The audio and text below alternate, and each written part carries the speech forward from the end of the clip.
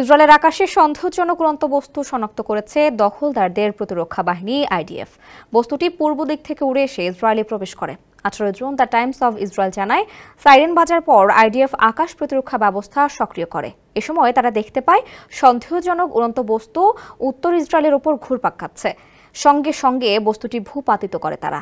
IDF জানিয়েছে, উত্তর ইসরায়েলে সাইরেন বাজার পর আইডিএফ বস্তুটি লক্ষ্য করে। বিমান বাহিনী পূর্ব দিক থেকে উৎক্ষেপিত একটি সন্দেহজনক আকাশযান ভূপাতিত করেছে। গালিল সাগরের পশ্চিম তীরে অবস্থিত তিবেরিয়াস শহরের উত্তরাঞ্চলে সাইরেন বেজেছিল। মনে হচ্ছে ইসরায়েলে হামলার উদ্দেশ্যে শত্রুরা সেটি পাঠিয়েছে।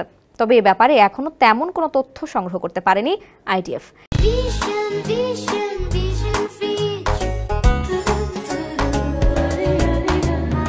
এর আগে ইরান থেকে নিক্ষেপিত এক ঝাঁক মিসাইল ইসরায়েলে আঘাত হানে।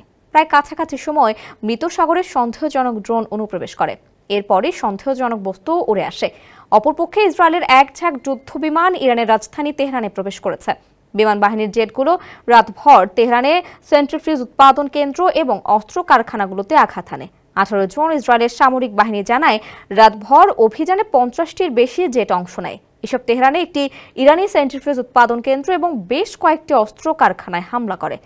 ইসরায়েল প্রতিরক্ষা বাহিনী আরও জানিয়েছে, তেহরানের সেন্ট্রিফিউজ উৎপাদন কেন্দ্রটি ইরান পারমাণবিক অস্ত্র তৈরির উদ্দেশ্যে ইউরেনিয়াম সমৃদ্ধকরণের পরিধি এবং হার বাড়ানোর জন্য ব্যবহার করছিল।